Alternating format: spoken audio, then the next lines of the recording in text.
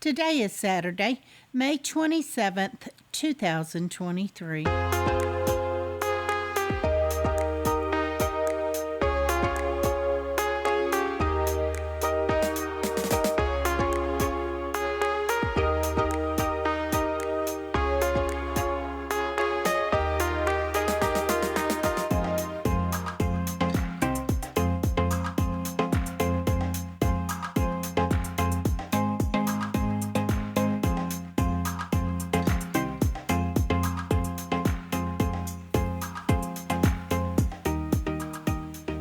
Welcome to the Survivor Fans Podcast. I'm Joanne. And I'm Stacy. And this is the listener feedback show for the finale of Survivor 44. We are almost at the end, but we got a little bit of business to do. We need to check back in with the super fans and get their take on the finale. Some of them will weigh in on the season as a whole, how they think it compares to the 41 through 44, as well as all of them. Some people are thinking this is a pretty good season. And so there's some variety here for sure. I liked it. Okay. In addition to Joanne, we're going to check in with some super fans too. How many folks showed up? 21. 21. Awesome. So this is part of on a holiday weekend. Yeah, for us in the U.S. It's on the unofficial beginning of summer with the Memorial Day holiday on Monday. So it's a 3-day weekend for a lot of folks here. And it's the end of a very interesting season. And so I've been looking forward all week to, or since the episode aired, to hearing what other people thought. We shared our views in the recap, and we've continued to discuss it in various facets, right? Mm-hmm. On and off, all day, every day. Yep. Yeah, a lot of different things as we learn some new information, or sometimes as some of your questions come in and we have to go look something up to get an answer. And we're like, oh, yeah, that's right. That is how that happened. Or really, it got to that point in a challenge? So we appreciate all of that. Is there anything we need to cover before we get started? I don't think so. Let's just get going with Pete.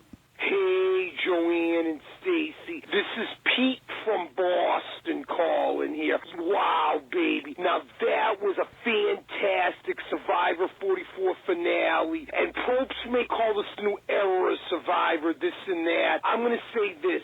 Since COVID with 41 and now, to me, this was the best season from 41 till now. Again, I repeat that. So anyway, guys, here we go. Here's a great big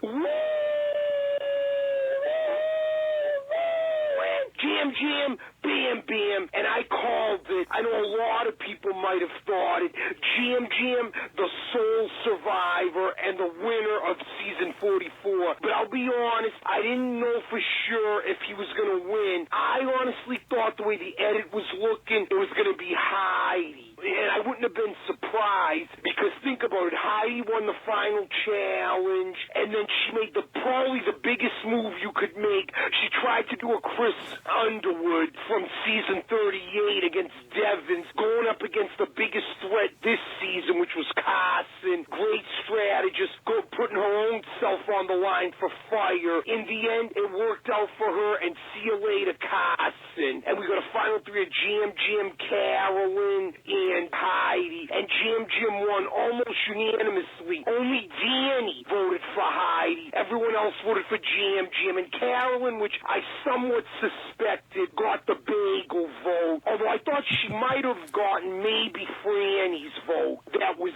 it. And Jim earns it. And what I like is he didn't win not one challenge. He didn't play or find one idol, and he won the game. He was a good social player. He strategized. He knew what was going on. Oh, and by the way, going back to Final Five real quick, unfortunate for Lauren, I knew she'd go. I wish she found that idol. That would have been awesome, but it wasn't meant to be. And in the end, it was a great finale. Great questions by the jury. No bitterness with all the strategy, the physicality, and the social, emotional part of the game. It was awesome. And I liked the after-show reunion. The pizzas were making me hungry. Oh, man, and chow and that champagne. I'm glad we got to hear from Matt and Franny. Everyone got to speak. guys, which I loved. Even we got to hear about Brandon's injury when he passed out in that challenge. Danny spoke. Jamie, Stacy, we got the fake idol with Jamie. But Probst made it fun, though. And season 45, we got to hear most of the cast. We don't know much about him yet. I'm going to obviously put that guy from Boston. Don't know his name yet. And then also looks like, guys, that I see Bruce. So we'll see. That should be interesting going forward, guys. This is a great season, guys. Better than 41, 42, 43. I really enjoyed it. Congratulations,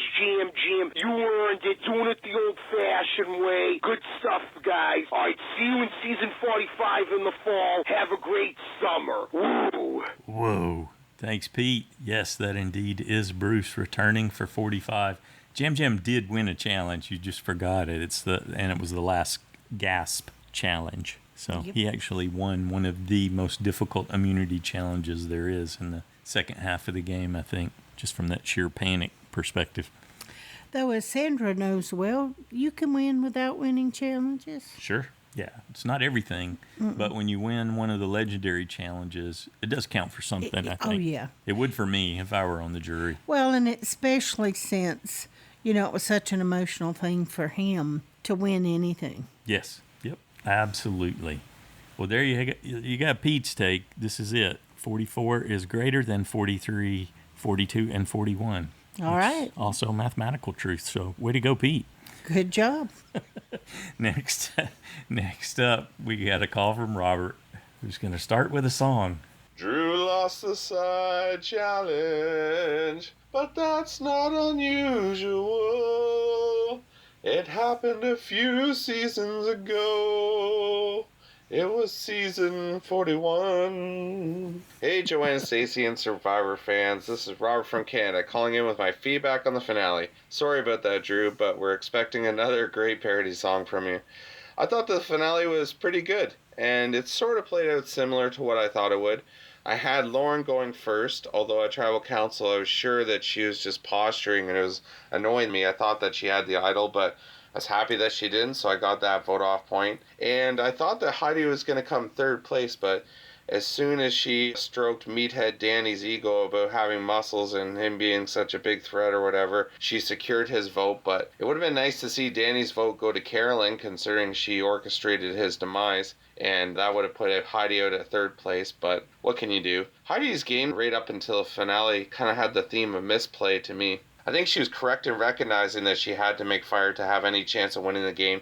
You can't build up that much ground so late in the game to claim a win in Survivor. But I think that her misplay was she should never have announced it at the challenge because she already diminished it a little bit there. And then when Jeff brings it up in front of everyone, it's like if you don't do it, you're screwed. But if you do it, now you've taken away the luster of it being a big thing. I think she should have just announced it at Tribal Council. And I think she improperly identified Carson as the biggest threat in the game. I think Yam Yam's the biggest threat. And I think she could have played it differently where she says, I think Yam Yam's the biggest threat to win this game. He's got the best social game, blah, blah, blah. But I know, as he already said, that he's really good at making fire, but I think I have no choice. I think that I need to be the one to take him out. And then I think she could have played it a bit differently, sell herself a bit better. But yeah, it was a great finale. And the whole fire challenge too, I've never really liked it since its inception. I think even from the first time it took place, it has the potential to unfairly change the game.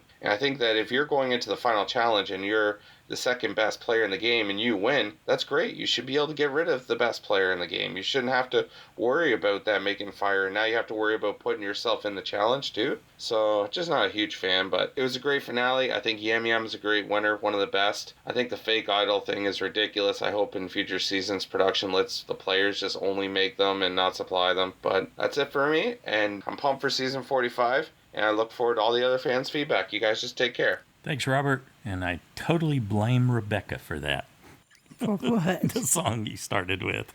Oh, okay. Speaking of Rebecca and songs. All right. Well, bye-bye to the 44th tribe. Was a season to believe in, oh, such a good ride. All of us at home picking who would survive. So exciting when the jury decide. Well, February found me in Waikiki, riding my bike along the beach, listening to the Jabek show, talking pics. I was zoning out on the clouds and views, couldn't remember a single thing I knew. Oh, well, then that last guy I will choose. So Jam Jam became my USB, based purely on old lazy me. When the game started playing, Tika became my favorite. We were all up and running and betting on scores, all of us grooving season 44. And Joanne and Stacy's podcast we adore. Well, bye-bye to the 44th tribe. 'Twas a season to believe in, oh, such a good ride. All of us at home picking who would survive, so excited when the jury decides. Well, Wednesday mornings I'd awake all keen, read the Facebook post from Nina Bean. Gotta go see what my friends think. Hey Jeremiah, how you gonna vote? Where does everybody think it's gonna go? Holy smokes, only 8 more hours till the show. JSFL made it tricky. When I lose a safe point, I feel so icky. But how much fun when I get a good score. How did I watch Survivor before? Thanks, Joanne and Stacy, for all that you do. We all owe this great fun to you. Now we just have the summer to get through. Well, bye-bye to the 44th tribe. Was a season to believe in, oh, such a good ride. All of us at home picking who would survive, all excited when the jury decides. Well, I never had a USB make it as far as the final 3, much less be the one that they crown. But Jam Jam took the biggest prize, even though Heidi made the fastest fire. On the side challenge, I won as desired. So now I send a song to Drew, but I'll let Stacy tell you which one that I choose. I could not believe when I heard overall I came in 3rd. This was really quite a placement. Next season I'll be back in the basement. Hurry up, Survivor, I'm not very patient. Well, bye-bye to the 44th tribe. 'Twas a season to believe in, man, such a good ride. All of us at home picking who would survive. So exciting when the jury decides. So exciting when the jury decides. All right. All right, Rebecca. Good job. So Rebecca decided to win the side challenge and sing a parody song. That's right. So Rebecca and Robert chose to sing. I'm thinking maybe the people that joined the side challenge like to sing. Well, at least maybe they're not But they can't afraid stand to of it. lose. But Yeah. They're not afraid of it. I would be afraid of it, so I wouldn't do it. But The stakes are higher. now in the we side know challenge. they're not afraid to sing. Maybe. Can't speak for everyone. All right. Good job. And we'll talk about Drew's challenge song when we get to the wrap up. Next up, we got an email from Mary in Maryland. Hello, Joanne and Stacy and all of the podcast listeners. For me, it was an exciting finale, and there is still so much to process and figure out. I'm sure the listener feedback show will give a lot more food for thought. Looking forward to hearing everyone else's perspectives. Starting from the beginning, I had a feeling that Carson had a good shot at winning that first challenge. It was so competitive. I was happy for his win. It was pretty evident with Lauren's speech at Tribal Council that it was going to be goodbye. They added a fun bit of tension with the idol search and uncertainty about whether anyone had found it. But I was glad she hadn't found the idol, as I had her go 5th, and I know many others did too. Hooray, I got some vote out points. Very happy with the final 4, as it was just who I wanted. I loved how meaningful it was for the players to do this Final Four challenge. That moment of emotion from the players at seeing the amazing view in Fiji as they entered the challenge was a wonderful way to connect with the audience. I had a feeling we'd see some motion. I wonder what the maximum number of balls added has been. Does anyone know who holds the record for that? I'm glad Heidi had a triumphant moment. I'm happy for her. What, you want to answer that? There's an awesome website, the Survivor Fandom Wiki, where they've got details and history on all the challenges. It's really cool. So I've added a link in the show notes, but I'll just answer your question quickly here. There have been 2 seasons where that challenge has gotten all the way to 5 balls before there was a drop. Oh, wow. Yeah, and I'm not going to mention the exact seasons because I know people do rewatches over the long break, things like that. And that's true. One person in particular said they're going to be doing that in their feedback. So I was like, okay, let's remember not to say things so they can be a little surprised, maybe. Okay. It was fun for once to see several people who can make fire well and several competitive options for who to bring to the Final Four fire making. Have we seen that before? I'm sure it's been covered on Jeff's podcast or this one, but why exactly do they do fire making at Final Four rather than voting? Is there a logistical reason that they began doing this, or is it just something Jeff likes? This goes all the way back. It started in season 35, and Dalton Ross asked Probst the question after this happened. And so I'll just pull that out. According to Jeff, if someone plays a great game and gets to the Final Four, it has always bothered me that the other 3 can simply say, we can't beat them, so let's all just vote them out. So this year we decided to make a change. If you get to Final Four, you're guaranteed a shot to earn your way to the end. Note, a lot of folks had expressed disappointment when, this is just me adding this in for context, a lot of folks had expressed disappointment when the scenario he just described happened in season 31 and 34, right before this one. So I think it was, in response to that. Hopefully that gives it some perspective. Right before this one? 35. Oh. This is him. This is Jeff responding. We're on 44, baby. Yeah. I can see that you are confused. I am confused. Jeff's quote came in season 35, where they had first made the change to introduce Final Four fire making. Okay. So in the prior season, season 34, of the Final Four, 3 of them said, let's get rid of this person. They're too likely to win. And they're voted out. And that person was a fan favorite. I get all that. Okay? Okay. It was context, I think, that tripped you up. Well, it was you saying the one just before this one. This one, to me, meant you were talking about this one, Probst season was 34. About 35. But I was thinking you meant this one, season 44. So, okay, let's carry on.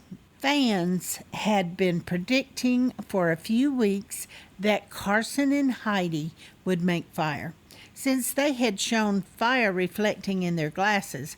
Very fun to see that was correct. I absolutely love the symmetry of having Heidi start fire in the first episode and then winning this challenge with record time to get into the final 3. Well, and also they showed that Carson couldn't make it in the first episode. A lot of symmetry there, yeah. In the end, I felt there were 3 lovely people who I enjoyed watching present their cases. It was enjoyable to watch the Tika 3 make it so far together and develop such a close bond. I loved how the editors wove the thread of Carolyn's first crazy confessional that opened the season to her final one that was more confident and coherent. Carolyn didn't present her case well to the jury, and I believe we, the audience, saw so much more of her game than the players did. I'm happy that Jam Jam won. I think he played a smart social game that was steady all the way through. Amazingly, I had the final 5 picks nearly correct. I had mixed up the order of Carolyn and Heidi, as I believed Carolyn would get some votes. I will miss you all these next few months. My Wednesday nights will feel a bit empty without Survivor to look forward to and the fun of making JSFL picks and listening to the podcast. Once again, I'll have to fill in with Australian Survivor, but it sure won't replace the camaraderie of the Survivor Fans podcast community. As Stacy said last week, despite the changes to the game that we don't enjoy, what is always fun is connecting with other fans. Looking forward to Jabbok and hearing from you all again in a few months. All right, thanks, Mary. Yeah. We hope you have a great summer, too. Up next, we have a call from Dan. Hey, Joanne and Stacy, this is Dan from Sacramento calling. I am very happy that one of the Tika 3 ultimately was voted the sole survivor. Although Jam Jam was not necessarily my first choice, I would have preferred Carson or Carolyn. I am, after thinking about it for a couple days, really happy that one of those three ultimately was the sole survivor. Jam Jam played a great social game, talking not only with his Three Stooges alliance, but also with every other member of the jury. He had an open communication with everybody. He was very social. Everyone loved him. So I think ultimately the big challenge was not letting him get to the final three. While that was a failure, he made it to final three and ultimately won over the jury. There is a lot of social media that he shouldn't have won or whatever, and we are not with him 24/7. We as viewers only get to see the edited version that the producers want us to see. Carolyn was a fan favorite because the producers made her a fan favorite this year. Yes, she is very quirky, and that's what the producers really wanted us to see. So, yeah, they made us to believe that Carolyn had a very good chance of winning, and I think she did ultimately, but she had to keep both Carson and Jam Jam from getting to the final three. Maybe if she had made him move earlier, she could have done that and told her story with more emphasis in the final three. One other thing I wanted to mention in the reward challenge where Carson won and he ultimately took Jam Jam, when that happened, I said to myself, he's trying to keep Jam Jam away from the two women so they can't go back to camp and just start planning possibly to take out Carson. You know the comment about keeping your friends close and your enemies closer? I think he was keeping Jam Jam away from the women and any other possible chance that he would come up with some different plan. I think he was really taking Jam Jam to the sanctuary in order to keep him close. Carolyn didn't like that, but I think that probably was a smart move. So, again, I am very happy that one of the Tika 3 won. The jury members pick the winner, I would say probably 99% correct, 99% of the time. I want to thank you, Joanne and Stacy, for this podcast. Like I said a couple weeks ago when I started calling, I've been listening for seasons and seasons, listening to your podcast, but this was the year that I finally actually started calling. I do look forward to joining the JSFL next season and getting in there with you guys, playing the game. Probably have a learning process on how the game goes, but I look forward to joining you all next season in the JSFL. I just want to say you all have a great summer, and we will see you when the new season starts of Survivor 45. All right, thanks a lot. Talk to you later. Bye. One way to help with that, Dan, is to read the official rules that are on the website. Just click on official rules, and it will tell you how we play the game. And I think that it's not a lot to read. No, it's not. And I think it helps when you're just beginning. Yeah. But you can always ask questions, and we look forward to having you join us in JSFL too. Thanks, Dan. Next up, we got a call from Chris. Hey, Joanne and Stacy. Hey, Survivor fans. Hey, JSFL winners. This is Chris in Alabama. And yeah, it was a good season. It was all right. It was fun. I enjoyed it. I recorded a bunch of notes, and it's just been so busy lately. I'm sorry I haven't gone through them. I just wanted to chime in and say, what a great community this is. And gosh, it sure was nice to be at the top of the side challenge for so long. We're near the top. And I did get my picks in for the final episode, and I think I got 5 points for that, which is kind of a low week for me, y'all. I hope everybody enjoys the postseason. I think the 90-minute episodes will be good, unless it's 90 more minutes of the same. Oh, no. I'm leaving myself open to Jeff's conjuring with his buddies. Well, let's just hope for the best. More nature shots, CBS, please. Joanne and Stacy, it sounds cliche. Thanks for all you do.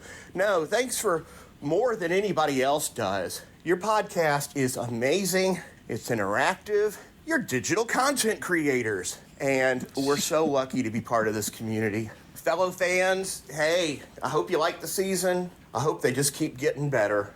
I wish they'd go back to theming their seasons. I guess the theme of next season is going to be 45. And have a great off-season, everyone. And here's to Survivor, once the greatest reality TV show of all. Yeah, Chris. I thought that was kind of weird, too, when they first started doing that. What? Just saying season whatever. Yeah. And not having, but I thought back to where I had to say San Juan del Sur this is Survivor, San Juan del Sur, and I thought, it's way more simple. So it's easier on Survivor us. 45. Yeah. Done. Yes. So from that perspective, I've kind of started to like it. Yeah. That's just because it's easier for me. There is that. Yep. Good deal. Thanks, Chris. Next up, we got a call from Sandy. Hi guys, this is Sandy from Atlanta. I'm whispering because I'm hiding trying to get this in real quick. But I just wanted to say how much I enjoyed Jam Jam winning. I'm glad Carolyn didn't win because it just put a bad taste in my mouth. But when Jam Jam was helping Carson with the fire, I just thought that's a winner. And even though he was strategic, he won challenges, especially the water challenge. That's a toughie. And he was just determined, and I thought he played a great game. I did not think Carolyn played a great game because nobody understood her game, but they gave her a lot of good props. I thought everybody was so positive and not angry or bitter, and that just warmed my heart. And so I thought it was a good season, and I thought it was probably one of the best. So, and I also enjoyed the after show, even though I had already gone to bed. As soon as Carson lost fire, I knew Jam Jam was going to win, so I went to bed. And of course I was right, because the next morning we all got up and watched the rest of the show. So I enjoyed it all, and I appreciate you guys, and have a wonderful summer. Be safe, and thanks, Joanne and Stacy. Bye. Thank you, Sandy. We appreciate you sneaking off to get some feedback in. And unlike us, I have to tell this, because we're both nut jobs, is we watched the finale for 3 hours, right? Yeah. We did the podcast. It took us about 3 hours. Another 3 hours. Yeah. Plus I had to do the, updating the website and that all that stuff. And then we were very tired and sat down and watched the 3 hours again. Yes, we did. Though you did sleep for about an hour in the middle. Yes. No, I didn't. Yes, you did. I dozed off once or twice because it was late. You did. Absolutely. Not you an did. hour. Yes, you did. You missed about that. But I just kept sitting there watching. Well, I woke back up and finished it. You did. You absolutely did. Yeah. Okay. Yeah. So, and I thought it was way early in the morning when we went to bed, but I thought, we're crazy. We could have done this tomorrow. Crazy for Survivor, that is. Good stuff. Goodness. Thanks, Sandy. Next up, we got an email from Ed in Milwaukee. I have only contributed feedback twice this season because overall I was neither overwhelmed or underwhelmed by the season, and for most episodes, I had nothing to say. When I reviewed the preseason portfolios of the cast, I saw that most of the cast were extremely knowledgeable about the game and felt that most of them were capable of winning. One player that I did not think had the knowledge of a superfan was Danny. Danny surprised me with his knowledge of the game, but at the same time I felt like he made some strategic errors that killed his game, such as talking up a bromance with Brandyn in front of Carolyn and using his idol to save Franny, only to vote her out a short time later. I was cheering for Heidi because I wanted to see a woman with her profile as an older yet athletic and physically fit player win. She did not shine as much as I had hoped, but she did an average job in the challenges and was not a liability. Her problem was that her social game was also average at best. Although I wanted her to win, in the end it was obvious that Jam Jam played by far a better game. I do support her decision to play her idol because it is better to play it and not need it than to go home with an idol in your pocket. Speaking of idols and advantages, we were set up to have some major idol plays throughout the season, but they all turned out to be anticlimactic duds. Danny's idol play for Franny, Carolyn's idol play for Carson, Lauren's advantage and the lack of execution of fake idols, especially Jamie, resulted in the lack of game-changing moments. As such, this season lacked the surprise moments where I, as the TV viewer, would jump out of my chair and yell "wow" at the TV. Based on her bio and her history in the School of Hard Knocks, I was not anticipating that Carolyn could win, but I hoped that she would make the jury and have a positive experience and finish the game feeling good. Not only did she accomplish this goal and earn her way into the final three, she also received respect, love, and support from the whole cast as she won the SIA money. Woohoo. I have always felt that it is important to break up strong alliances. I feel that this year's case failed to do this. Not only did the Tika 3, should the Tika 3 have been broken up, the Showmance alliance of Matt and Franny should have been broken up sooner. Yeah, for all that talk from Jamie about how they were doing things different, it was legacy alliances all the way through, huh? I believe that Carson would have won if he made the final three with Jam Jam and Carolyn as the second and third strongest contenders. That should have been reason enough for the rest of the cast to break them out. Again, I thank you, Joanne and Stacy, and all of the listeners from Pete in Boston to Paul in Louisiana and everyone in between for providing and contributing to this forum of my all-time favorite TV show. And thank you, Ed. Next up, we got a call from Brandyn. Hey there, Joanne and Stacy. It's Brandyn from Indiana here. Just wanted to get my feedback in for the final episode. Apologies for missing last week's feedback, but I loved hearing the theories and thoughts on how the final five would shake out.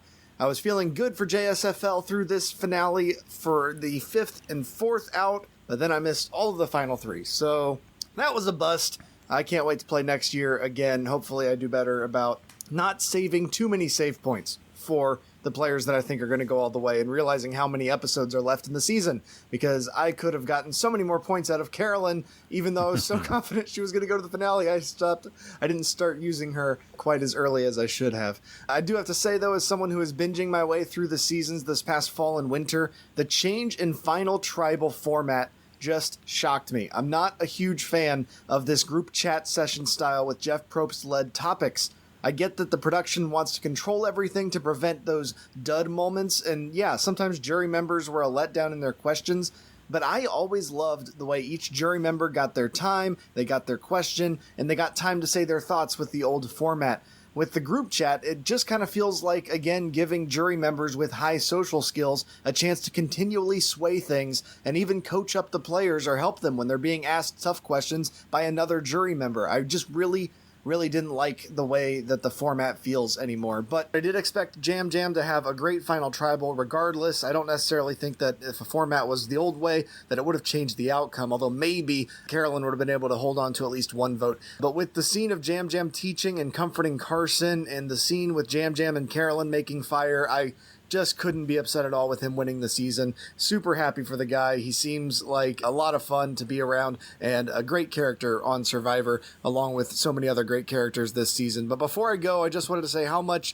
that this community and these podcasts have increased my enjoyment of the season. Thank you, both Joanne and Stacy, for continuing to produce a great show and for fostering this fantastic community of people who want to do more than just watch the show passively once a week. I'm going to be heading back to finish out my binge now. Season 34 through 43 remain unwatched, so I'm very interested to see how the game had, stopped changing locations and started changing the rules to get to where we are now. I can't wait for the fall. I'm super curious if Bruce turns out to be a great player like Jeff thought he was when he was sending him off for his medical evac with his, you're a shining light in the darkness, Bruce. You're the best of us. I'm so curious to see if he ends up being a great player and a great character, or if he's a pre-merge boot. We'll see. Can't wait to talk to you all again for the Jabbick shows. Have a good summer. Awesome. Thanks, Brandyn. I don't know that I have any better read on Bruce than I did at the beginning of last time, 44. I don't know that I'll have any more insight into him. He's a functional dresser. We saw his clothes get used by multiple tribe mates throughout the rest of the season. There you go. So they enjoyed having the extra clothes. Excellent. Well, you're going to have a busy summer getting through all those, but it'll be fun. I look forward to hearing your thoughts when we return. Next up, we got a call from Drew. Hey, Joanna, Stacy. Hey, everyone. This is Drew. Okay, so picture in your mind, set the stage.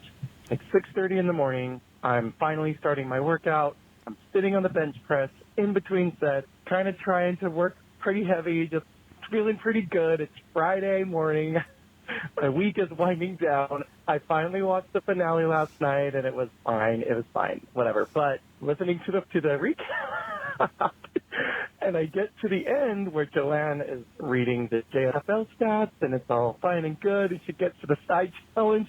I'm sitting there on the bench, you guys. Literally, I should have had, like, the camera on or something so that I could capture this moment. And I just break down laughing, dude. And I get to the basement of that side challenge and realize, I swear, I was actually tracking pretty well for the finale. I got 5th and 4th right. And I still can't believe Carolyn was completely shut out. I just can't believe they built that story up like nobody's business. And I think that's an editing BS. I had Heidi 3rd, first of all. Props to her. She got there, and the fire was great, whatever. But I was kind of vacillating between Jam Jam or Carolyn to win. I had them in second and first. I put Carolyn as kind of a placeholder, and then I just thought, I'm just going to stick with it. That was my instinct, just because I think her story and I think the edit and all these things. And then she's completely shut out. That is not it. That's not it, you guys. I don't understand. I mean, I agree that Jam Jam's edit is a winner's edit too. I think he was. I don't think it's like a surprise win. I do think he deserves it, especially because I think his performance in the final tribal council was really pretty good. I just doubled over laughing. It was nuts. So this season was fine. You know what I realized? I haven't done a winner and loser of the week or the season for a long time, and I'm not going to start right now at the very end of the season. I'm going to try to get back into that. Yeah, looking forward to my instructions for the music. You guys are too kind. Thank you. I'll do my very best. I'm about to take my 2 older boys on a little camping trip. They're like a neighborhood overnighter, so wish me luck. I haven't been camping since I was probably 15 in Scouts, and I kind of hated it then. But I'm a dad now, so we're going to have fun. Bye. I like that. I'm a dad now, so we're going to have fun. Well, good for you. You can pretend you're on Survivor. There you go. Except you'll have a tent probably, or more available. I food. I wonder if he took a flint with him. So a magnesium fire starter with the flint. My guess would be no. Yeah, probably not. Probably too early for that.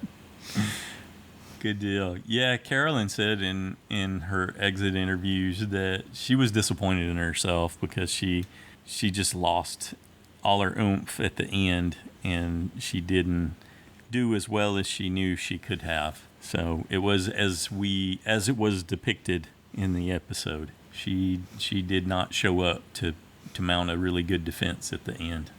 Thanks, Drew. Next up, we got a call from David. Hey, Joanna and Stacy, it's David in Pittsburgh. Well, 44 is over. I thought it was a satisfying season, but I also want to say that I'm really proud of myself for how well I played in JSFL this season. Of the vote out points, I picked 8 correct, plus I had the correct USB, even though in the end I hedged my bets and put Carolyn up there because I wanted to get points one way or the other. But at home, I'm playing with my husband and 2 friends, and I was the winner of those 4. Now, that means that Carson would say I got 61% of the vote out points, but if I'm going to be my authentic self, I have to admit that in episode 2, I meant to pick Heidi for my vote out point, and I clicked on Helen by mistake, and I got that point. For Tribal Council, I'm just going to focus on Jam Jam and Carolyn. I thought Heidi did play a good game at the end, but it was too little too late. So when I was watching it live, I really didn't feel Jam Jam had made the best argument. I mean, not that Carolyn did, but I just didn't think he was any better at the presentation. But after listening to your podcast, Joanna and Stacy, I went back this morning and went over the final Tribal Council, and these are a couple things I thought about. Jam Jam's right. He did play the better social game when he talked about looking at a certain player's blank faces and how he could figure out whether they were lying to him or not. I thought that was very important. Carolyn did the same thing back when Danny was lying to her about he wasn't voting out Carson, and she had that feeling. I think this was the time for her to bring it up at Tribal Council, and she didn't. So I don't think they saw that she also had some perception of how they were. Again, physically, Jam Jam wins that. Carolyn never won a challenge. And then in strategy, Carolyn said several times how much alike she and Jam Jam were, and that really wasn't a good selling point. There were times when I wanted Jam Jam to drop the "I'm so adorable" routine, but they really were entertained by him, and that's really a part of how you win the game. And by the way, I don't believe that you win the game because you're the oldest or because of your ethnicity or because of your sexual orientation. However, Jam Jam is the first openly gay member to win Survivor since the first season. And I think that's a remarkable achievement. The problem is, my strategy has always been to pick the gay player as a winner. So that means I'm going to have to change my strategy next year. Thank you, Joanna and Stacy, for staying up after the 3 hours to record your podcast. I really enjoy it. I'm looking forward to season 45, and I will talk to you in September. Bye. All right. Thanks, David. Jam Jam said in one of his exit interviews that when Heidi won that fire-making challenge and broke the record, it really lit a fire under him. And so he went back to camp that night and just started going through everybody on the jury and making mental notes on how he connected with them. And so he was like up almost the whole night, didn't get rest. So he was just going through and drilling on all that. You contrast it with Carolyn that we see at one point in the episode say, I'll just have to speak from my gut. Otherwise, I'll get too wound up about it. Mm-hmm. And so that's like planning and preparation versus I'm going to wing it.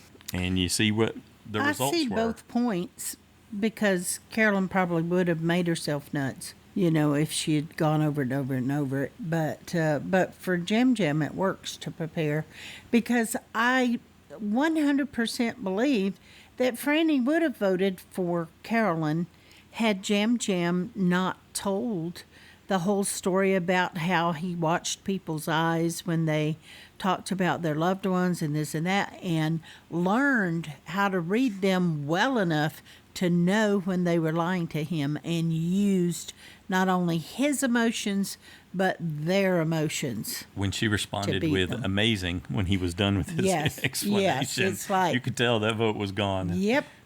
Carolyn just lost that vote. Yeah, good stuff. And good on him because he totally won her right there. And I liked it a lot too. Thanks, David. Next up, we got an email from Jack in California. What a season. There was a lot of ups and downs throughout, but I feel like it was one of the better seasons we have had recently.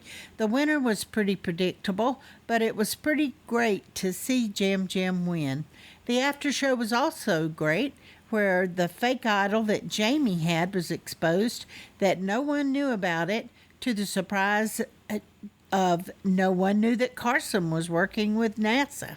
That surprised me a little bit, too. Right off the bat, we got another... He said in the beginning of the season he wasn't going to share that. Yeah, I know.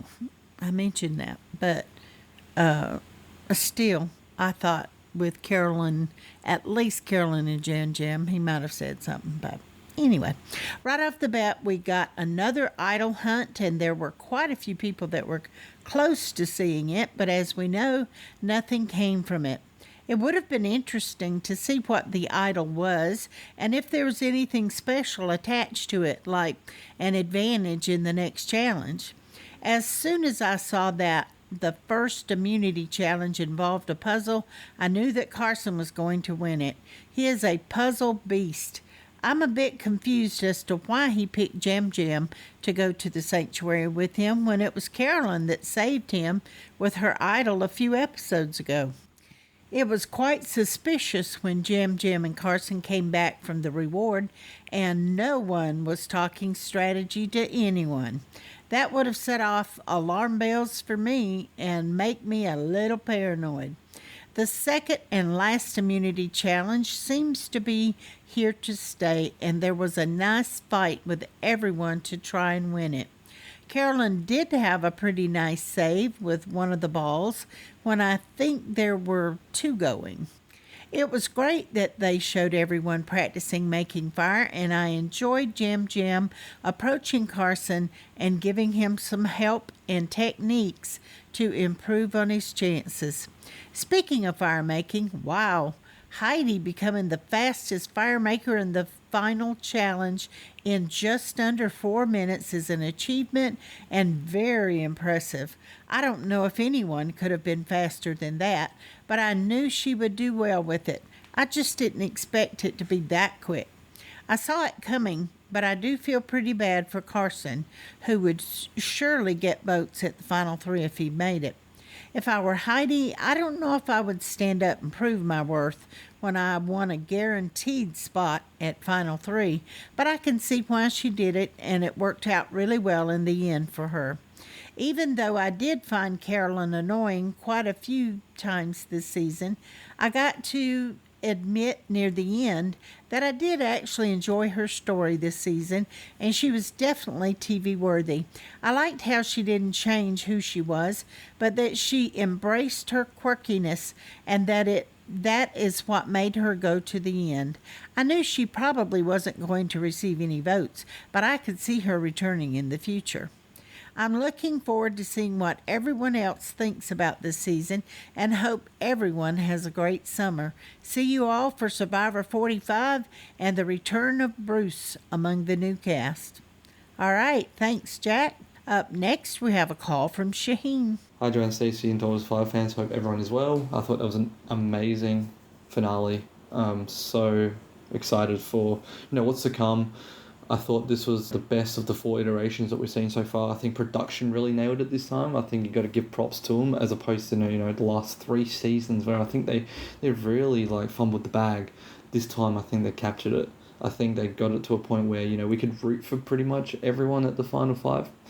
Even if Heidi didn't play that great game, and I think she blew up her own game, to be honest, at the very end.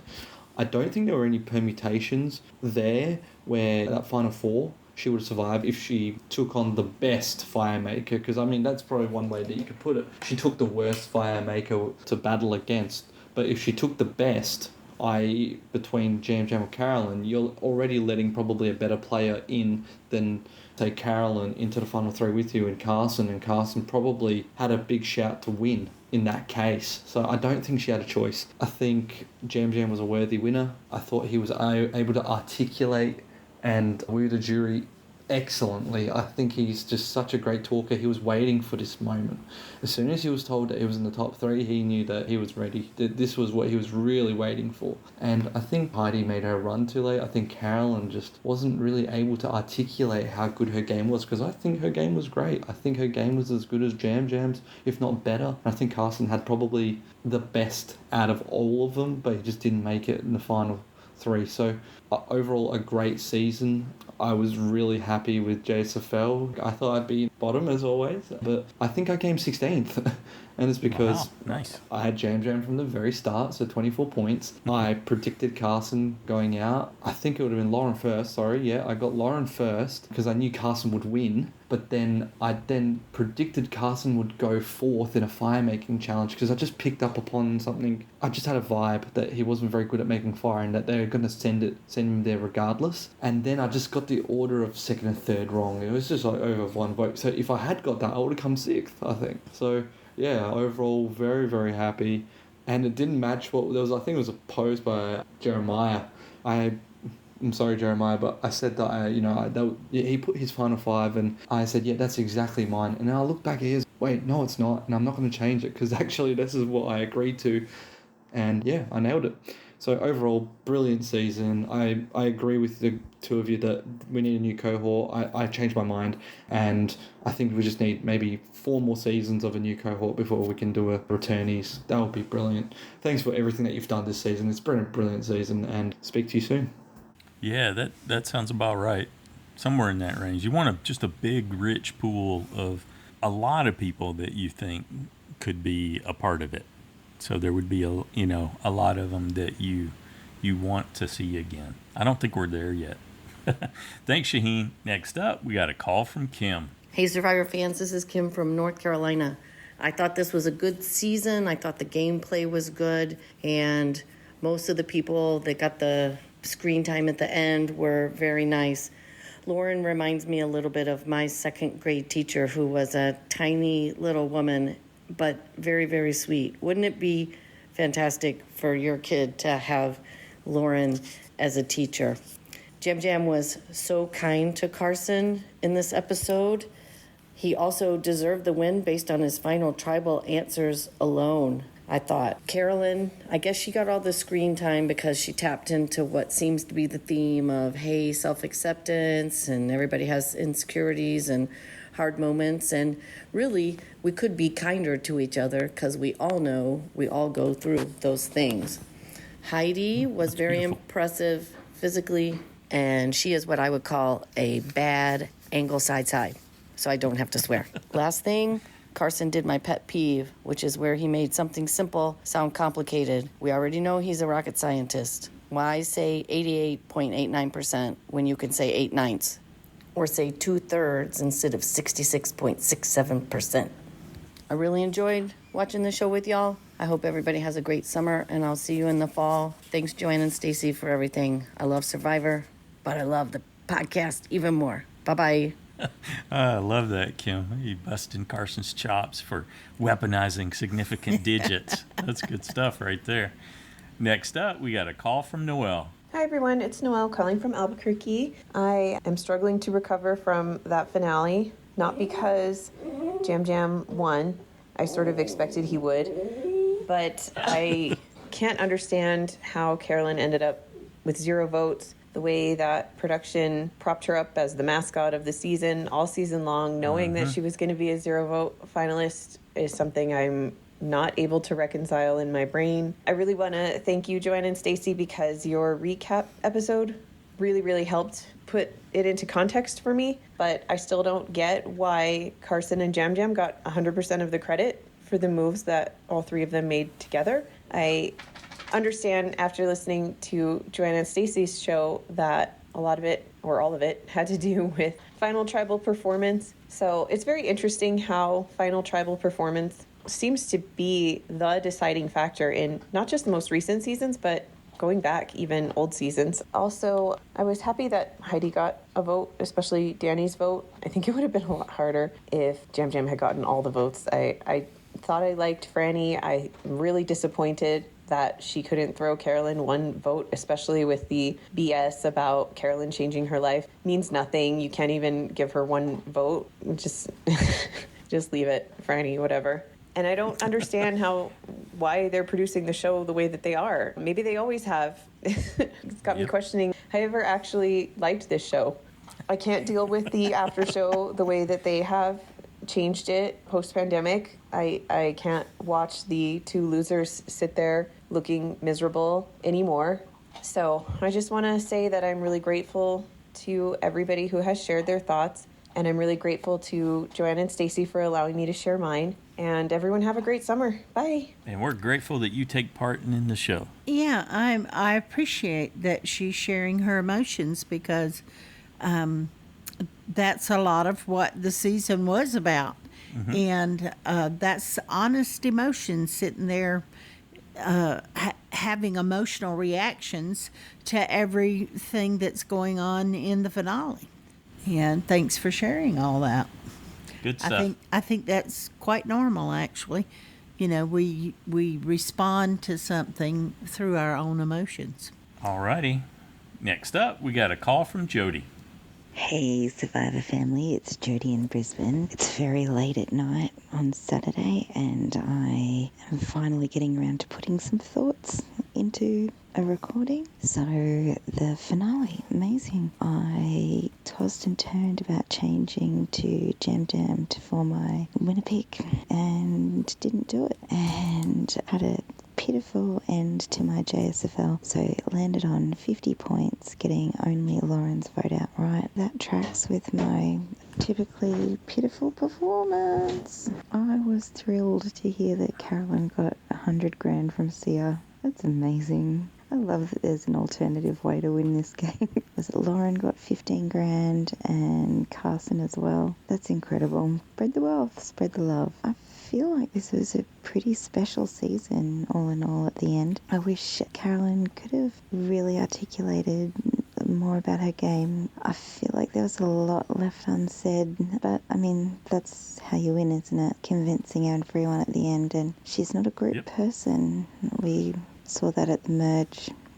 Should have known, but I just wanted her to win so badly. I thought it was hilarious when she found out at the end that Carson was NASA student. Yeah, fantastic. That surprise and how she was just so happy for him and fascinated, and and the depth of their friendship that's gone on. Jam, Carolyn and Carson, terrific people. I liked Heidi's attempt at Chris underwooding the fire thing, but the fire's broken at this point. Can we just get rid of it? What if the Final Four challenge was just fire? Why bother doing all the rest of it? It's stupid. Whispering because it's really late at night and everyone's asleep, and we just had a massive day. My nephew's engagement party, and I had to make a Minnie Mouse cake for a 3-year-old, which almost caused a complete emotional breakdown. But anyway, that's beside the point. It's a lot of pressure to make a cake. Anyway, maybe cut that part. Alright, I can't wait to jump into season 45 with you all. Thank you for everything that you do, Joanne and Stacey. This group is amazing and I love it so much. Okay, bye. See, emotions again is the theme of the podcast, Steve.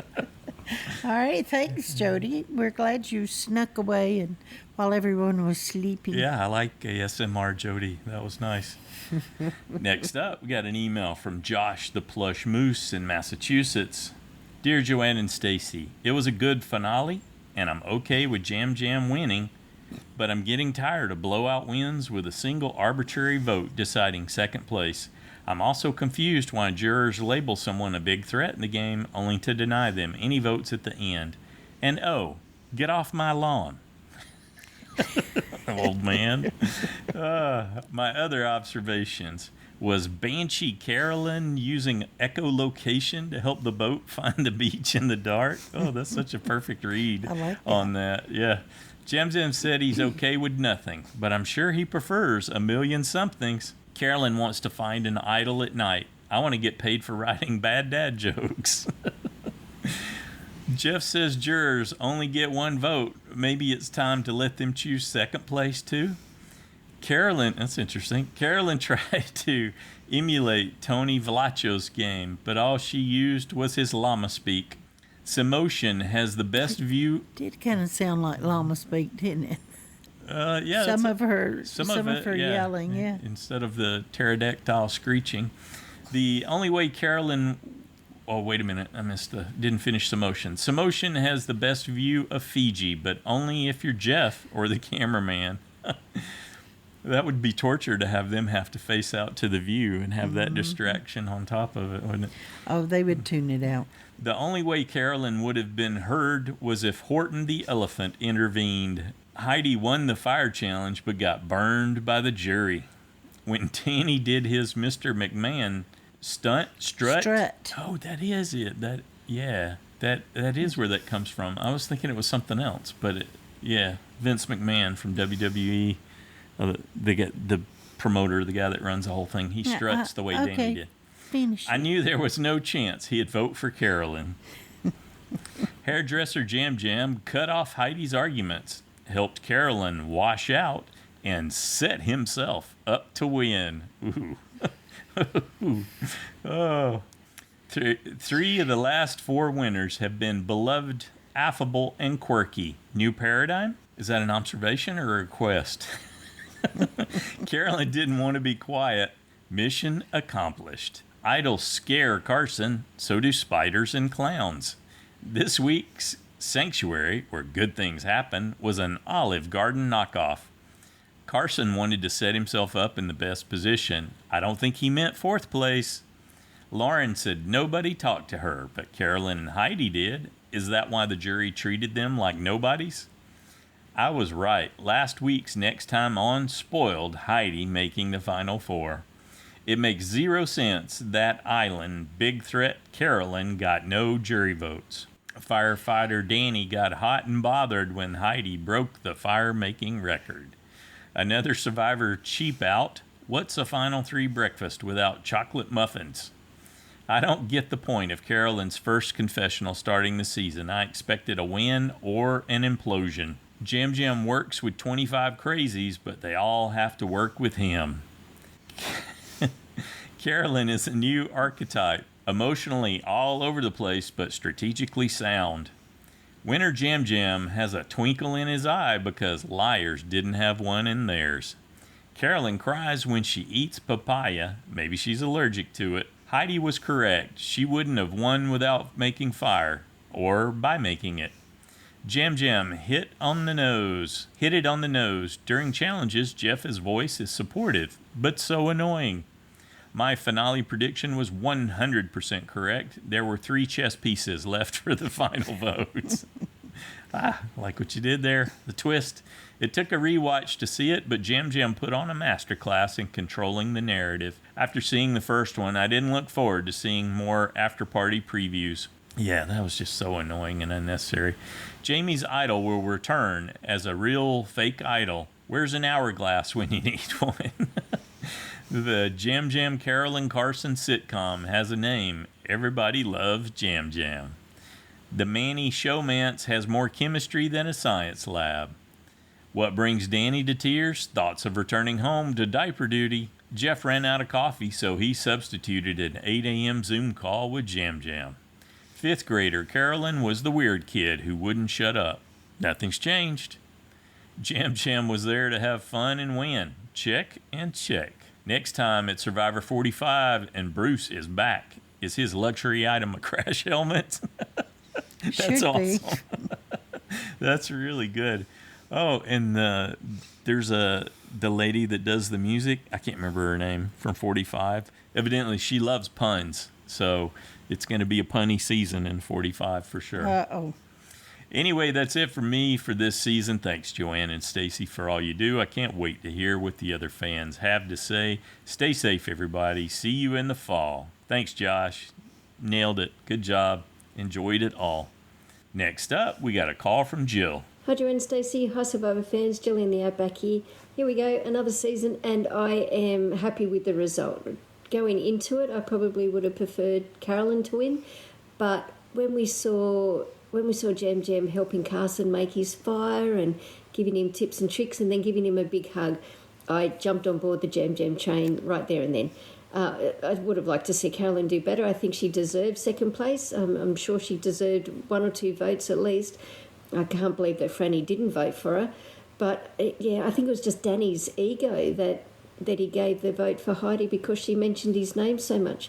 If Lauren hadn't been voted out at the final 5, her speech, I think, would have won her a few votes there and then. She did a really good job, but I think she saw the writing on the wall that she was going to be voted out. All afternoon I kept myself busy, stayed off social media, and so I didn't see the result because we probably get it about, 6 hours or so after you guys get it in the US. So, yeah, I was really trying not to spoil it myself, but halfway through, like after the Lauren vote, I was so tempted to look on Google and see what the result had been. I'm glad I didn't, though. That final challenge is probably one of my favourite. I know it's got a fancy name, which I can never remember, but that's probably the one that I would love to have a go at more than any of the others. I think we probably knew that Carolyn wasn't going to do that good at it. She, a bit scatterbrained, she put 2 balls down far too close together, which was such a shame. I would have loved to see her do well. But good on Heidi. She did a great job and won that and put herself into the fire, which I think was probably the only move that she could do. She didn't have much of a resume to build on, but yeah, she had to do something. And she did that fire so quickly. It was the quickest one ever, wasn't it? And I think that's great. Good on her. And bad luck for Carson. I think he knew the writing was on the wall for him there. And then I thought the final tribal dragged on a little bit, but I think everyone did a pretty good job. And congratulations, Jam Jam. He was great. So that'll do me for now. As always, Joanne, Stacey, thank you for everything that you guys do. And thanks to the community and for the feedback show. It really helps put in perspective things that I might have missed. So happy days, everyone. See you next season. Bye. Thanks, Jill. Good job. Next up, we got a call from Jeremiah. Hello everyone, Jeremiah here with some feedback, and boy, I really enjoyed this finale. It was really solid finale for a really satisfying season. Sure, you can make the argument that it was a straightforward finale, not a lot of huge surprises in it. Sounds like many of us had very similar final 5 picks that got almost correct, but we did have some interesting and exciting moments. Probably the biggest one being Heidi going for the Chris Underwood move. I have to admit, I did not see that coming whatsoever. I do think, though, in fairness to her, she was in a position where it kind of made sense, even though I think that move is so dumb to do. But she was aware enough of her game and knew she had to make some kind of a splash. I'm just glad, though, that this jury looked at that move and said, hey, cool, brave move, but in the end, we are giving the money to the person who played the game very well from the very beginning and did not make some big splashy move in the end. Because honestly, y'all, that's the biggest issue I've ever had with the fire making challenge, is the fact that too many juries in the past have put too much stock in that challenge, and that to me was always ridiculous. So as long as juries play it this way, I'm cool with it. Probably the other big surprise was I really did not see Carolyn getting 0 votes like she did. That took me by surprise. I thought she would at least get 2, maybe 3. So that was disappointing for poor Carolyn, but hey, at least she got to see her money, and that's a good thing. As for the season, it really was a good season overall. One that I think most of us will cherish for a very long time. Sure, we didn't get any big, memorable moments when it comes to gameplay, but the cast, it always comes down to cast. And this is an extremely likable cast overall. Very loving cast, by the way. But it really was all, of course, anchored by the Tika 3, who were just iconic players, really, when you come down and think about it. You know, you have the lovable nerd with Carson, Carolyn. What else can I say about Carolyn that hasn't been already said? She's so unique and genuine that we will probably never have anyone like her, and we'll never forget her. And then, of course, our winner, Jam Jam. Such a lovable, delightful man. I just can't imagine anybody not liking him as well. So when you think about it, you don't get too many seasons where you have that many iconic players that we will never forget. And I think in the end, that is what we're going to remember from this season. On a personal note, something I didn't think about before is Jam Jam, of course, being known for using his humor because that's his weapon. And I started thinking to myself, oh no, that's my weapon in life. I use humor for everything. That's how I get people to like me. That's how I deflect things. And I started thinking, oh my gosh, if I ever get my big shot at Survivor, I could just see it now going, well, we got to get rid of this Jeremiah guy because he's really funny, just like that Jam Jam. Eesh. Then again, there's been other players that have been funny before, but probably just my, self-esteem. I'm getting concerned, and oh well. Anyway, all right. Well, that's gonna be it for me. Like I said, love this season. Can't wait for season 45 with our 90-minute episodes. Thank you, Joe and Stacy, for all the hard work you did in this podcast, as usual. So until season 45, this is Jeremiah from Southern California. Excellent. Thanks, Jeremiah. Next up, we got a call from Jen. Hi everyone, this is Jen in California. Is it over already? Has time flown that fast? It is, and what a great episode to end the season on. I really enjoyed it right up until the post-game show. I don't like the post-finale shows. I remember back when I used to think, gosh, I really wish the finale shows weren't so scripted. They would be just so much more interesting. Well, Jen from California, be careful what you wish for, because these last few post-game shows that were held on the island, I really dislike them. They spent way too much time on the romance between Matt and Franny, and I think the conversations were just all over the place. Jeff does not spontaneously drive conversation very well. I think it just speaks to that I don't particularly enjoy talk show Jeff. That's really not his strength, although I think that's his dream. I really think he wants to be Talk Show Jeff. Anyway, my thoughts on the finale episode were, first off, I loved Carson's response to going and looking for the idol. It's too dark, I can't see. How perfectly rational. Again, what a beautiful sunrise. Anytime I see a navy blue sky with a beautiful orange sun, I just love it. In the immunity challenge, I think we all rightfully predicted that Carson was going to win, and I really enjoyed how they all went just absolutely gaga over the descriptions of the food that they were going to win. And I thought the Final 5 strategy talk was the best that we have seen the whole season. I really enjoyed hearing the back and forth and all of the chaos and confusion that was going on. I thought Lauren was the smart vote-off move, and my reason for that was I thought keeping Carolyn around to make fire in the Final 4 was a smart thing. I didn't think she could make fire, but we come to find out that they all can make fire.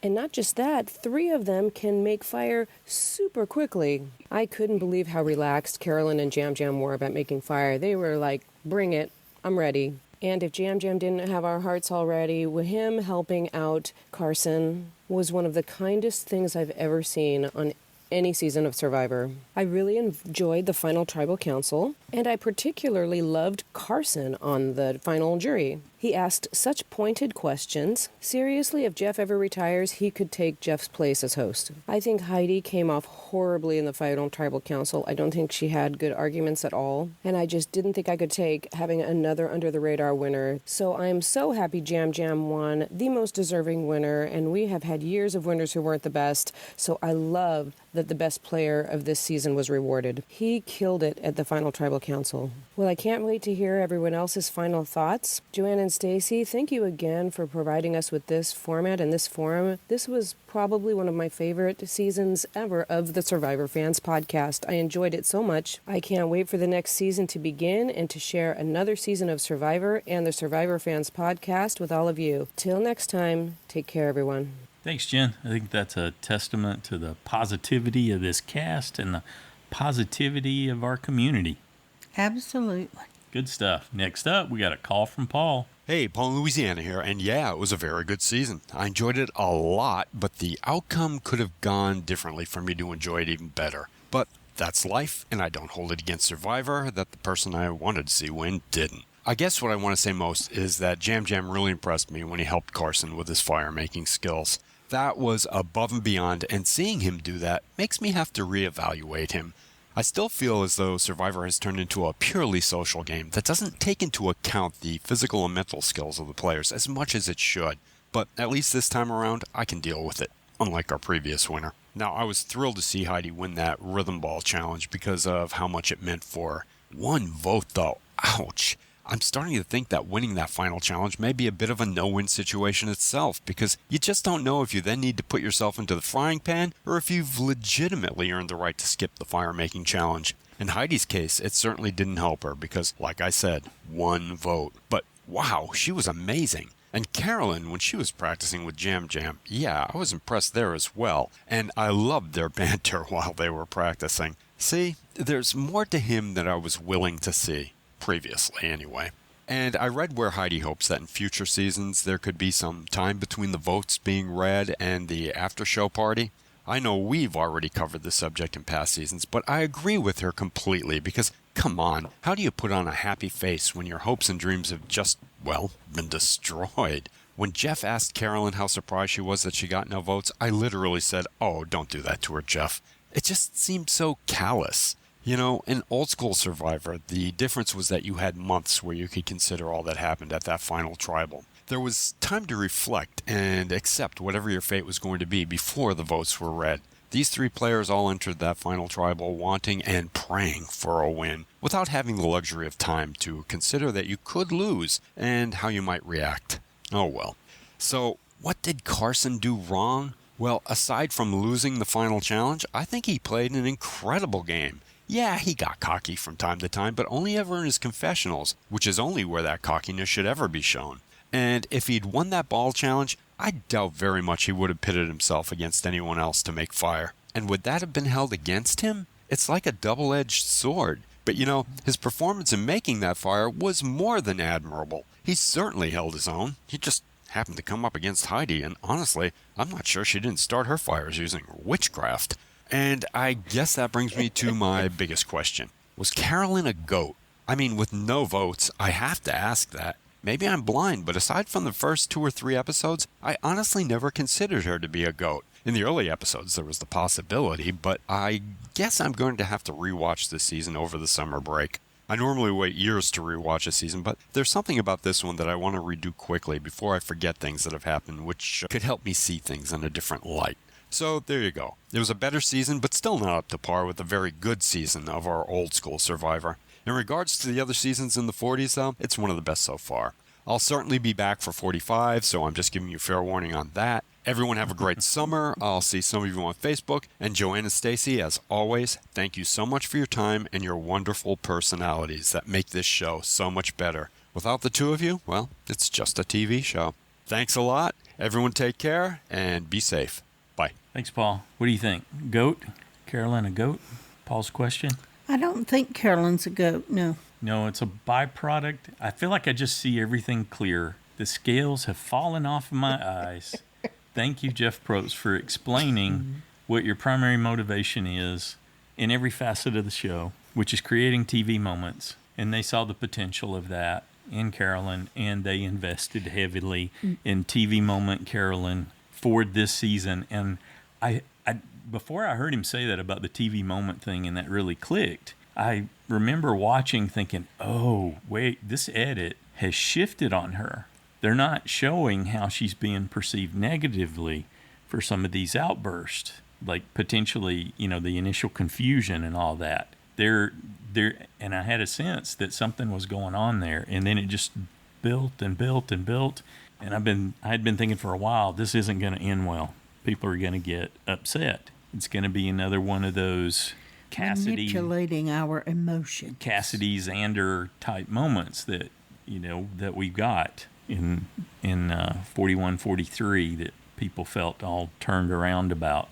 Poison juries and all these kinds of things. Well, the whole TV moments thing that Probst talked about was why when Kane walked out of there with Jamie's fake idol, I thought, no, there's no way Probst isn't going to make a TV moment, even if it has to be in the after show. Yeah. I thought somehow he is going to make that TV moment. There is a reason that they showed all of that. He had to do it at that point. So it doesn't matter what the outcome is on the game. It doesn't matter how it fits in the overall context of the game. It's can we make a TV moment? Yeah. Can we get that water cooler moment, is what they used to call them, where people are talking about it the next day. But they forgo the unintended consequences of people being confused with the end result when you get done. They're just busy patting themselves on their back for how phenomenally people have reacted to Carolyn. Well, and I think that's what helped us understand some things this season is we would say it's just simply a TV moment. They wanted a TV moment. If you can frame it that way and it looks like it matches up and fits in that picture frame, then it probably is. It looks like a duck. Yeah. Walks like a duck. And that and the social nature of the jury, that's always been the case, but that took me years to figure out.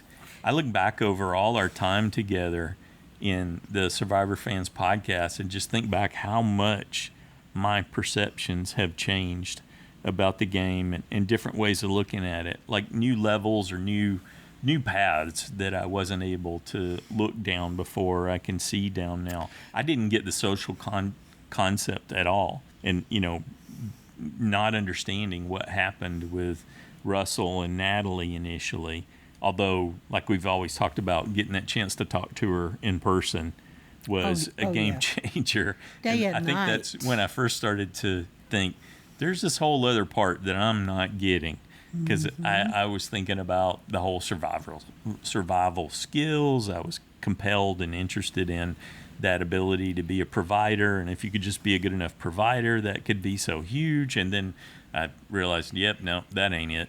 Just the sheer charisma some of those people had, one-on-one. James, Amanda, Natalie White, all of those people, tremendous charisma when talking with them.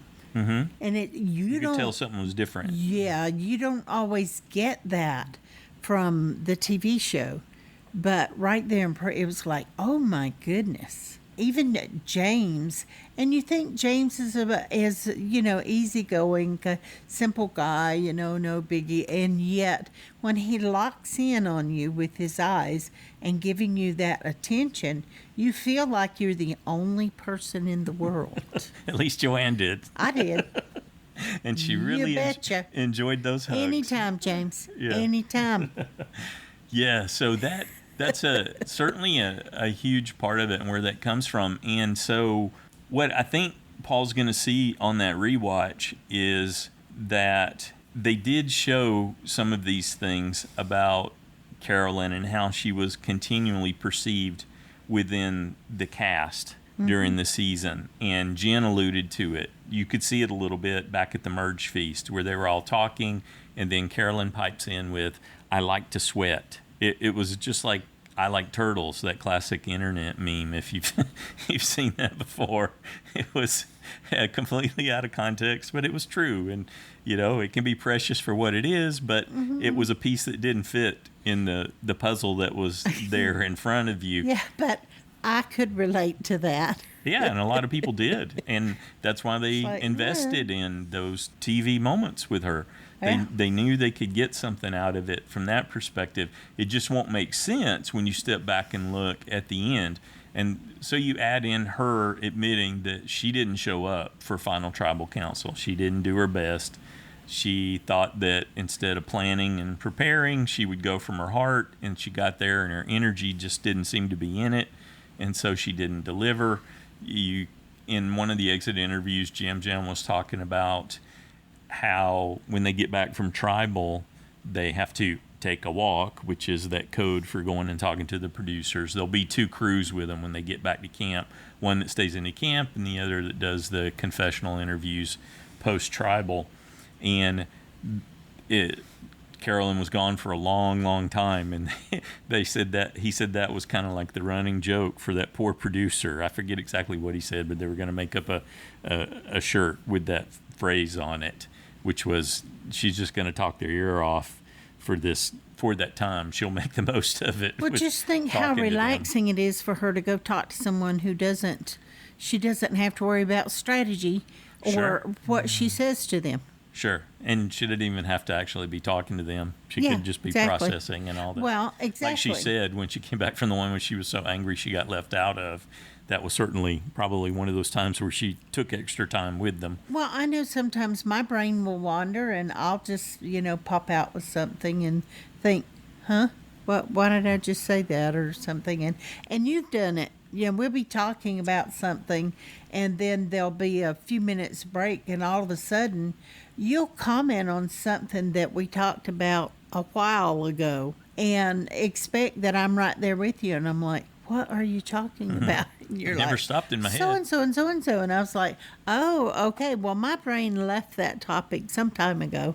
So I wasn't on the same page. You got to catch me up. All right. So I'm going to bring it all the way back around to Paul's question. Was she a goat? Where a goat is someone in Survivor at Final Tribal Council that you bring with the expectation they will get no votes. I don't think that was the case necessarily. They had seen when she played her idol for Carson that there was an impact on the jury, so there was cause for concern. So I don't think she fit that mold. I think Jam probably did have a pretty good read on how she might have been perceived by the other castaways because they had those discussions and about how hard it was for her to click with everyone. Fighting so hard the last few weeks even to get Carolyn out because he was just sure she could beat him. When he saw that reaction that Absolutely. She got. Yeah. And he was terrified of that. You know what I think should give Jam pause is that he was very confident making fire and I think he or Carolyn would have been a lot more nervous than they were portraying had they actually been chosen to make fire. But he was very confident that he could make the fire. But once he saw how quickly Heidi did it and the thought that she could have beat him, wouldn't that be a little bit terrifying to know that you were that close? You could have been that close to being out of the game like Carson instead of winning. Not have it. He saw how the jury responded. Yep. How they just went crazy when she did that. Yep. So, yeah, it put plenty of fear into what that could mean, having her there. I do like that wasn't all. They acknowledged that was awesome. And she did do good. And I think she can truly say she did everything she could to get votes and she can feel confident in that. She did the best she could. It wasn't enough for the jury, but she did do the best she could. You're talking about in her in-game results? Yes. Because she winning faltered earlier than that. And, yes. Yep. And it didn't make any difference really as far as it got her one vote. It got her Danny's vote. So it gave her an extra $15,000 from if they're still giving the same 85 amount. to 100. Yeah. 85 to 100. Yeah. So. And then Sia came in and crushed that, giving Carolyn 100 and Lauren so Carolyn and Carson got 185,000 Yeah. total. But that's neither here nor there.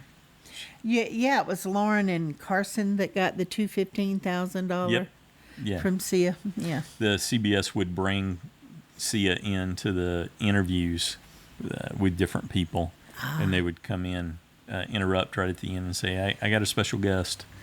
And so even the person doing the interview didn't know it was going to happen, and then Sia came in. Cool. Yeah. I like it that she does that, and she's such a fan of the show. Sure.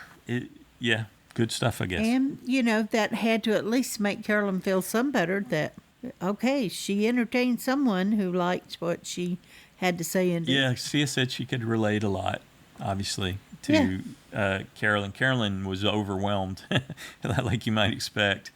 Carson had a great response. I didn't get to see Lauren's yet, but Carson had a great response. He actually interrupted Sia and said, I am absolutely one of your biggest fans. I'm in the top 0.01% of Spotify listeners. If you go check for your music, that's me. And so he was ready with the stats for her. So he was overwhelmed, but he had a great response to it all too. It was good stuff. Yeah.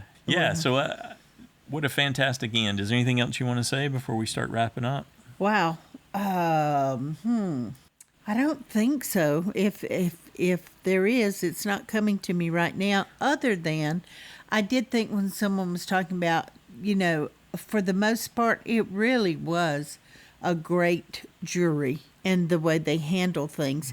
But I did think that Danny had just a tidge of resentment toward Carolyn because he didn't, I don't think he thought Carolyn was the type of player that he wanted to be taken out by. Or that he valued.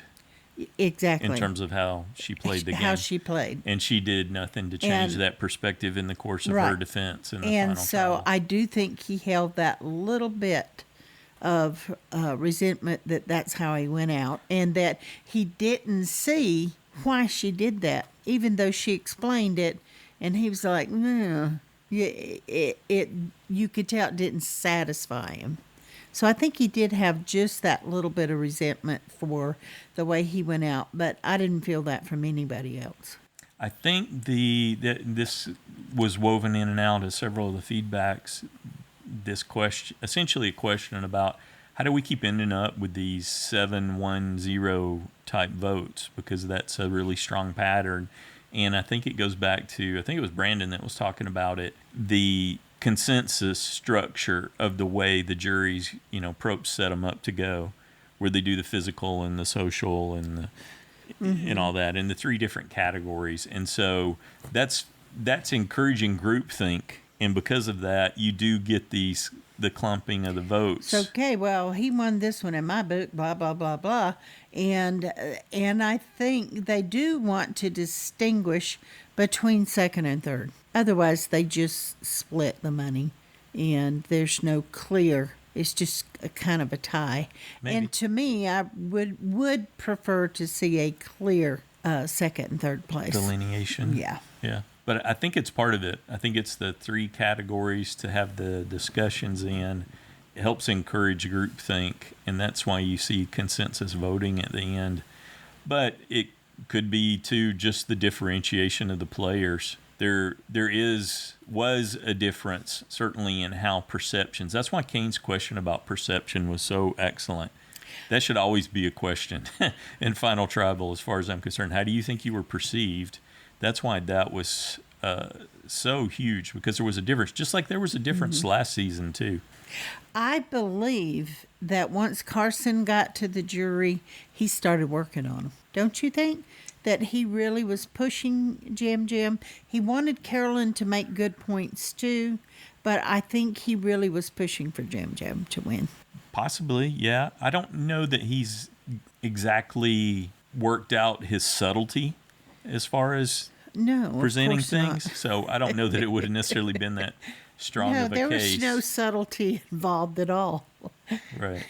That'll come with experience for him, for sure. Yeah, sure. He's 20 years old. I'll say that 44 ended way above what I had expected when we started the season. I thoroughly enjoyed it, and that's my bottom line. Especially enjoyed our time together doing these, and that's what, like we've been talking about, makes it so much better. Thanks to everyone who took the time to share your thoughts on the finale, the season as a whole. We enjoyed it. We appreciate hearing from you always, and finding out what you felt about season 44. Your participation enhances the show for us throughout the season. And once again, congratulations to Holfig G, which is Hope, and John R for winning JSFL this season. Good job. Also, congratulations to Rebecca for winning the side challenge. And for the song that Drew's got to create a parody of, Rebecca's chosen Dream On by Aerosmith. Wow. Ooh, yeah. That really sets the bar high. Interesting. Yeah, but if anybody can handle that, Drew can. Drew's going to use this song. He's going to create parody lyrics that are focused on the events from season 44. Drew, the reminder, this is due by the deadline for the Jabbik Part 2 for Season 45. Can't wait to hear what you create for us. I'm very excited about it. Oh, I can't help but think about, I don't know, a week or 2 or 3 ago, Drew had posted how boring he was finding this season. And I'm sorry, Drew, it made me laugh when I saw that you were going to have to go through the whole season and create a parody. And I thought, I think he's meant to do that so that he can pick up more things. And with Dream On, no doubt. Good stuff. Okay, anything else? Yes, we want to say a big thank you to Steve for the JSFL website. Absolutely. That thing gave him some problems. Yes, it did. And he was able to handle it like a champ promptly. And keep everything running. And we derive a lot of enjoyment from being able to do the JSFL. And a lot of people do. Steve's website makes that possible at scale. And we say thanks, as always, to Paul for the visual roster and the logos and putting all that together. It's fantastic. We have it on the screen all the way through. Yeah, and sometimes we just bring it up in the family room on the screen and sit and talk and run ideas. So, and we want to say a huge thanks to Jeremiah. He's our shepherd over in the Survivor Fans podcast Facebook page, over watching the fans flock there and helping out. We appreciate all of that. It helps enrich and build the community. Thank you all so much for that. We hope you enjoy the summer or winter, depending on where you are. That's true. And feel free to leave us a message at any time this summer or winter, as the case may be. We're always happy to hear from you, and we will be back in September with the Jabbik Show for season 45. Have a good one.